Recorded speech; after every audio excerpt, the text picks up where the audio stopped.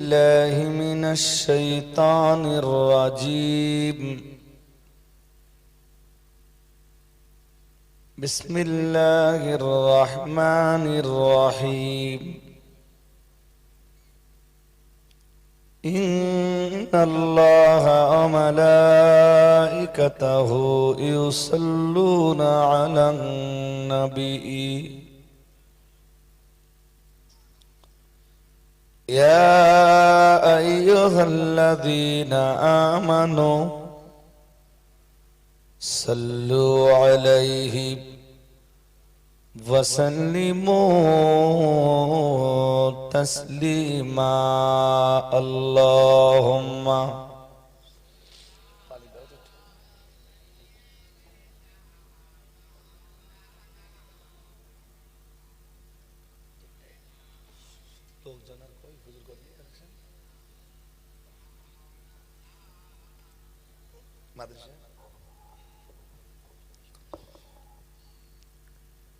أعوذ بالله من الشيطان الرجيم.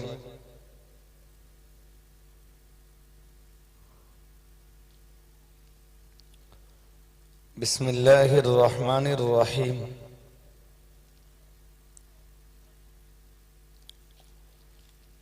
يرفع الله الذين آمنوا منكم والذين أوتوا العلم درجات.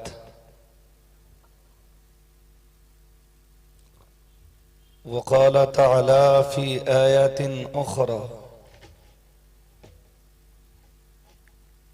إن أكرمكم عند الله أتقاكم.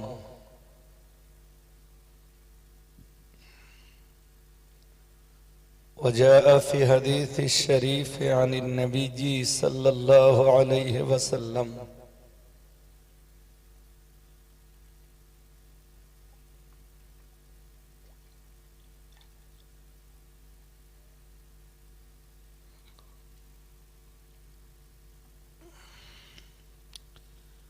وإنا لطالب العلم يستغفر له من في السماء ومن في الأرض حتى الحيتان في الماء. صدق رسوله النبي الكريم.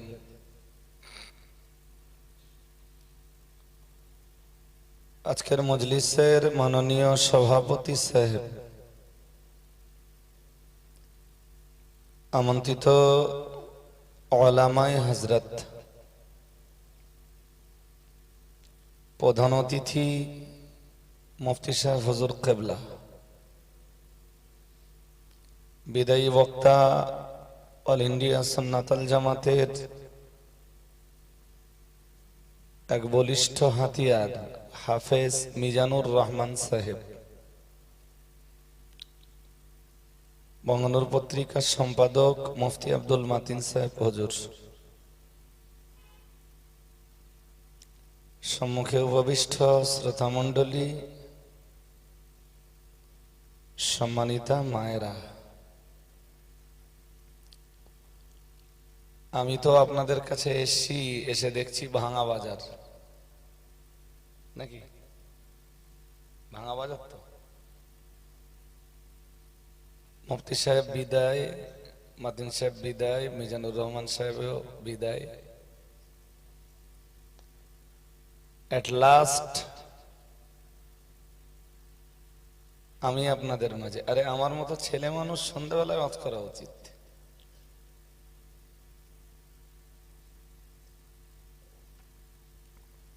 আমি বাইরের লোক ডাকছি না, কমিটির সদস্য যারা আছেন এখন একটু এসে বসবেন। 1 2 মজলিসে যারা আছেন একদম পিছনের দিকে বিক্ষিপ্ত, একটু কাছাকাছি হয়ে বসবেন।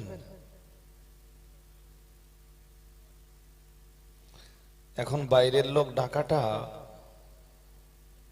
বাঞ্ছনীয় না। এখানে সম্ভবত এর আগেও আমি এসেছি,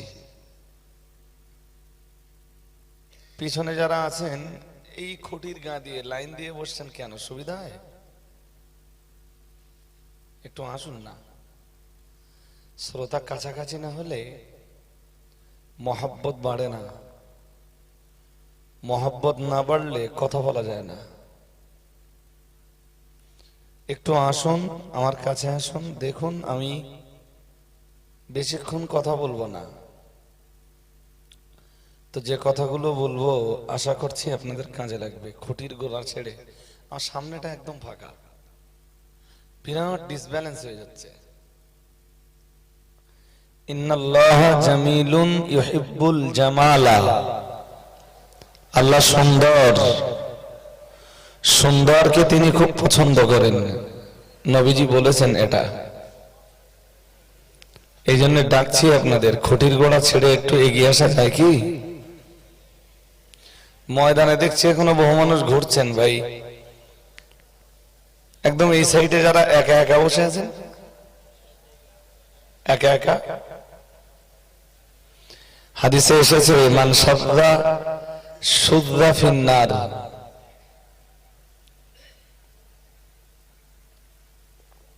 এখনো হয়নি মজলিস, এখনো গড়িনি। প্লিজ একটু একটু প্লিজ হেল্প মি। শুনতে পাচ্ছেন না বোধহয় না সবাই নাকি? এখন আমাদের দেখতে পিছনে থেকে একটু এগিয়ে আসেন না। সামনে এত জায়গা ফেলে রেখেছেন কেন? সামনের কাতারে জায়গা ফেলে রেখে পিছনে দাঁড়ালে নামাজ হয়? ইমাম নামাজ শুরু করাতে পারে? আমারে যদি আজকের কাতারের ইমাম ধরেন, আপনারা যদি মনে করেন আমরা সব মুক্তাদি, তো যতক্ষণ সামনের কাতার খালি থাকবে নামাজ শুরু হবে না। ময়দানে যারা আছেন আপনারা এই দিক দিয়ে চেপে মাঝখানটা একটু ভরাট করবেন, বিরাট ডিসব্যালেন্স হচ্ছে। একদম পিছনে যারা আছেন পিছনে এই সাইডটা একটু চেপে বসতে বলছি। এটা আমার বরাবরই একটা অভ্যাস যে আমি ওয়াজ করার আগে যতক্ষণ মজলিস গুছিয়ে না নিতে পারবো ততক্ষণ আমি ওয়াজ শুরু করিনি। হার মজলিসে আমার একই আদত,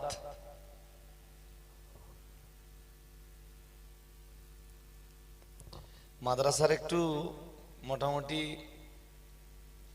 উঁচু ক্লাসের ছেলে যারা, যদি কাজ কাম না থাকে ভাই আমার মজলিসে এসে একটু বসো, তোমাদের জন্য কিছু খোরাক আছে আমার কাছে। কোরআন শরীফের খুব ছোট ছোট দুইটা আয়াত পড়েছি। একটা সূরা মুজাদালা 28 পারা থেকে,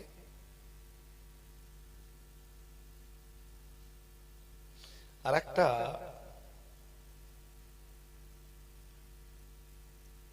26 পারা সূরাতুল হুজুরাত থেকে।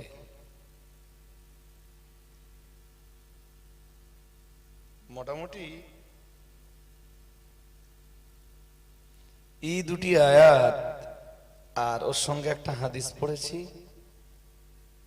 এই হাদিসটা আমার বক্তব্যের আজকের হাতিয়ার।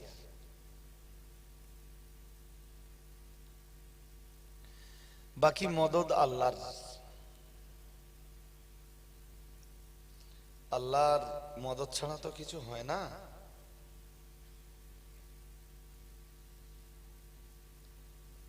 দুইটা আয়াত, একটা হাদিস, এর সাথে আরো কিছু আয়াত আর হাদিস আল্লাহ চাইলে যোগ দেব ইনশাআল্লাহ। সবকিছু শুরুতে একটু মনে রাখুন, 5টি কাজে আল্লাহ মানুষের মর্যাদা বাড়িয়ে দেন। কয়টা? আমার যেন মনে হয়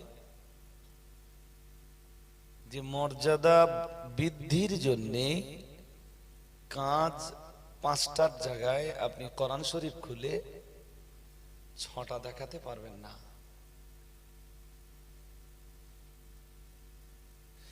আমি যে আবার কোরআন শরীফের বিরাট বড় পণ্ডিত, তাও তো না। কোরআন নামের জ্ঞানের দরিয়ার এখনো আমি স্টুডেন্ট, আমি একজন ছাত্র। তো হয়তো আমার শিক্ষক স্তরের যারা, তাদের কাছে 5টার জায়গায় 6টা হতে পারে, কিন্তু আমি খুঁজে পাইনি। মুখস্থ করুন। পৃথিবীতে আল্লাহ আপনার সম্মান বাড়িয়ে দেবেন, কিংবা যাদের সম্মান আল্লাহ পৃথিবীতে বাড়িয়ে দিয়েছেন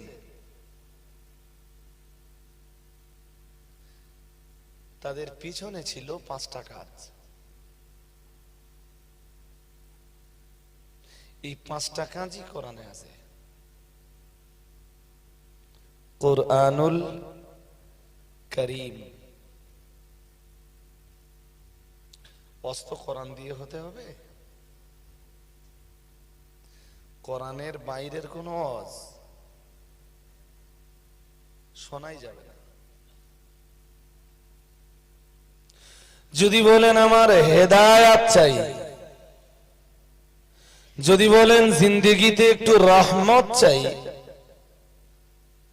তো রহমত, হেদায়াত, শিফা ইত্যাদি পাওয়ার জন্য দরকার হলো আল্লাহর কোরআন।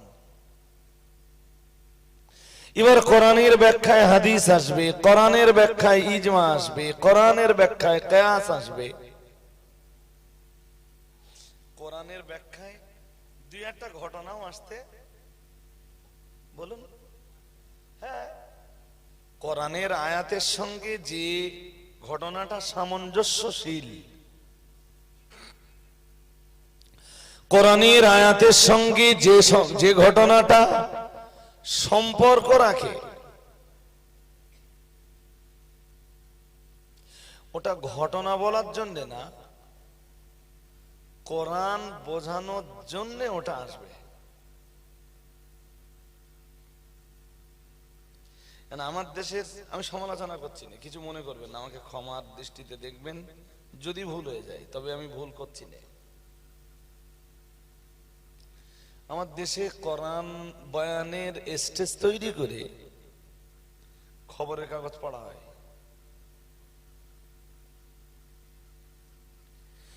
স্টেজ কোরআনের হ্যান্ডবিলও লিখেছে, হ্যান্ডবিলও লেখা আছে। তাই এদের এই বয়ানটা পড়ে দেখুন, এরা লিখেছে দেখেন, মাঝখানে কোরআন শরীফের অমোঘ বাণী, হাদিস শরীফের প্রাণ প্রতিষ্ঠা আজ আমাদের কাছে চ্যালেঞ্জ। তার মানে এই মজলিসে আলোচনা হবে কোরআনের, হাদিসের। বিরাট লজ্জা লাগে কোরআন হাদিসের মজলিসে যখন খবরের কাগজ পড়া হয়। আরে যদি যদি খবরের কাগজের সংবাদই শুনতে হয়, তোমার দাউদ দেব না তো?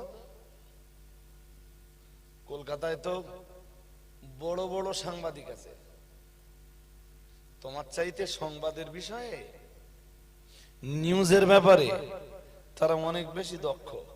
5টা সাংবাদিক দাউদ করে দেব।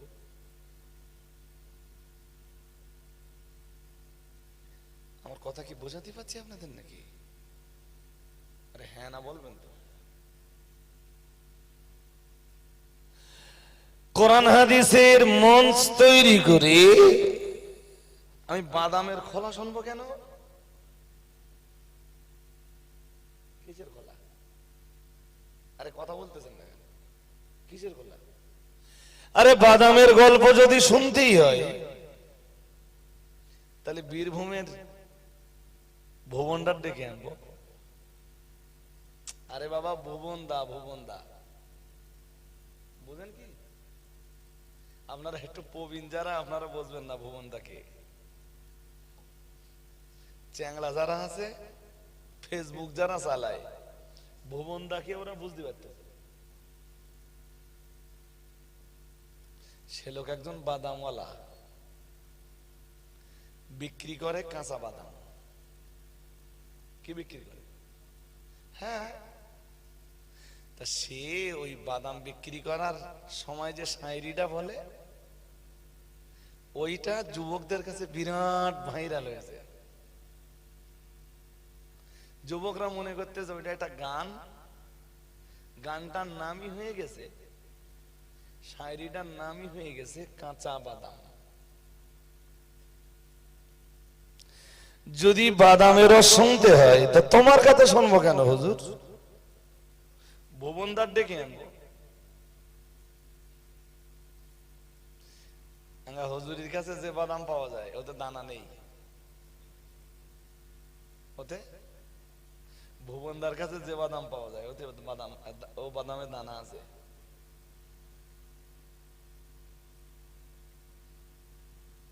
বুঝতে অসুবিধা হচ্ছে নাকি আপনাদের? এইটা না একটা কোরআনের মাহফিল। আপনি তো কোরআন শরীফ জানেন না, ডোন্ট মাইন্ড। আপনি কোরআন শরীফ জানেন না বলেই তো এই মাহফিলে এসেছেন। ফির এখানেও যদি কোরআনের আলোচনা না হয়, কোরআন শরীফ শুনবার জন্য আপনি যাবেন কোন জায়গায়?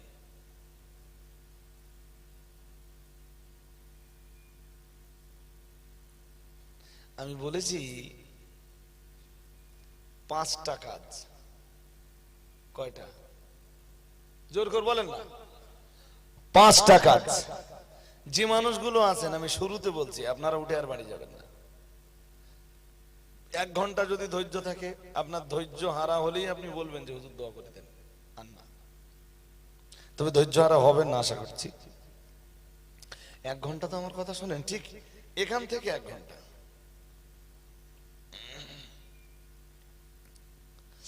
5টা কাজে মানুষের মর্যাদা বাড়ে। মুখস্থ করুন। ঈমান, 2 ইলম, 3 আমল, 4 তাকওয়া, 5 জিহাদ।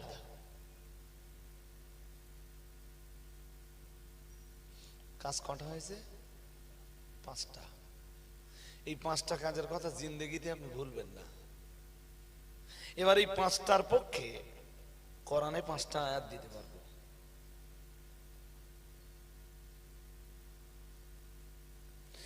ঈমান,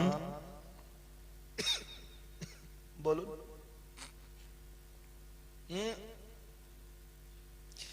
আগে আমল হয় না আগে ইলম হয়? কোনটা হয়? আগে জ্ঞান না? যদি জ্ঞান না থাকে আপনি রোজা কি করে রাখবেন? যদি ইলম না থাকে আপনি নামাজ কেসা পড়বেন? আপনি যদি উযু করার সিস্টেম না জানেন, আপনার নামাজের দরজা তো ওপেন হবে না। নামাজের দরজা তো তার জন্য খুলে যায় যে উযু করে। সুবহানাল্লাহ। আরেকটু মন খুলে। হ্যাঁ, হাদিস শরীফে তো এসেছে মিফতাহুস সালাহ আত-তাহুর। সুবহানাল্লাহ। একটু মন খুলে বলুন। নামাজের চাবি পবিত্রতা।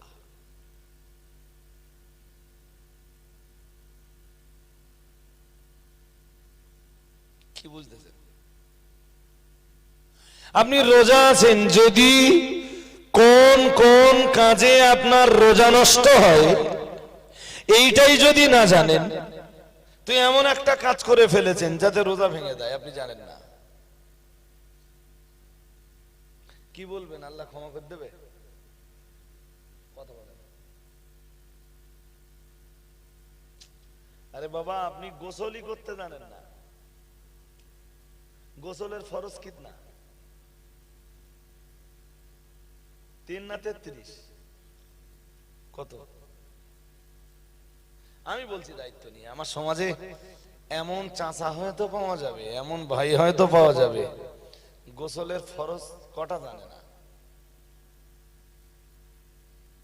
কিন্তু সুর করে অজ করলি বিরাট পছন্দ করে শুনতে, বলে হুজুর না বিরাট অজ করে গেছে। তাহলে কি অজ করেছে? তাহলে বড় বিশ্রামের জীবনী বলে গেছে। বড় বিশ্রামের জীবনী তো তোমাকে বাঁচাতে পারবে না চাচা। তুমি গোসলের ফরজ জানো না মানে তোমার গোসলই হয় না। তাহলে কচি কাঁচা কটা? তাহলে 5টা। তা 5টা কচি হয়েছে মানে গোসল তো চাচা এক আধবার ফরজ হয়নি। কে লজ্জা পাঠায় নাকি? তো এটা তো বাস্তব, আমি একদম সমাজের বাস্তব চিত্রটা বলছি। আপনি যাকাত দেবেন, যাকাত আপনি জ্ঞান ছাড়া ইলম ছাড়া কি করে যাকাত দেবেন? আমার বলে বলেন, কোন মালের যাকাত দিতে হবে, কোনটার দিতে হবে না, এই জ্ঞান আপনার থাকতে হবে।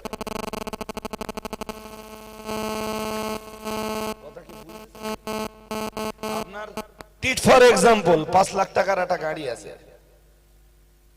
ও যাকাত দিতে হবে কিনা জ্ঞানটা আপনার থাকতে হবে। আপনার বাড়িতে ব্যবহৃত সোনা রূপা আছে, ও যাকাত আসবে কি আসবে না আপনার জ্ঞান থাকা লাগবে। আপনার ব্যবসায় 1 কোটি টাকার 1 কোটি টাকা আছে, ওই টাকার যাকাত দেওয়া লাগবে কি লাগবে না আপনার জ্ঞান অর্জন করা লাগবে। এদিকে এত চেল্লাচিল্লি হচ্ছে, কোথায় হচ্ছে? যেখানেই চেল্লাচিল্লি হোক দোস্ত প্লিজ একটু আমার কথা বলতে দেন। এরপরে যাকাত আপনি কাকে দেবেন, কি দেবেন? লুঙ্গি কিনে দেবেন, শাড়ি কিনে দেবেন, নাকি টাকা দেবেন?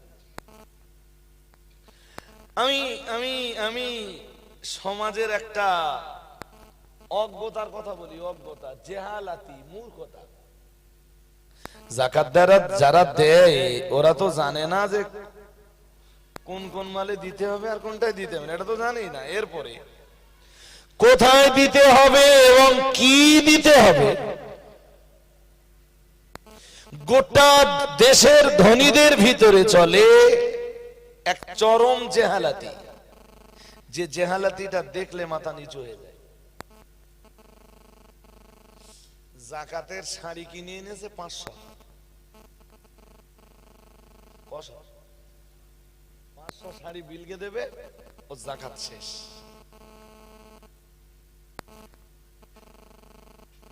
টিট ফর এক্সাম্পল, আপনারা উত্তর দেবেন, হ্যাঁ আমি উত্তর দেব। সারা বছরের হিসাব নিকাশ করে আমার যাকাতের টাকা বেরিয়েছে 1 লাখ। কত? 1 লাখ। আচ্ছা, ওই টাকার মালিক, ওই 1 লাখ টাকার মালিক আমি না গরিব মানুষ? জোর করে বলেন। গরিব মানুষ। ওই টাকা আমার না গরিবের? আমি শাড়ি কিনে আনতেছি,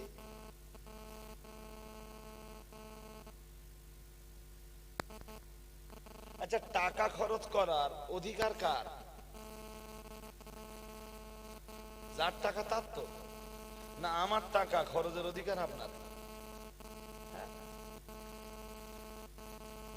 ধনী যাকাত দিচ্ছে, লুঙ্গি কিনে আনতেছে, শাড়ি কিনে আনতেছে, যার টাকা ও জিজ্ঞেস করেছে যে তোর লুঙ্গি দেবো কিনা।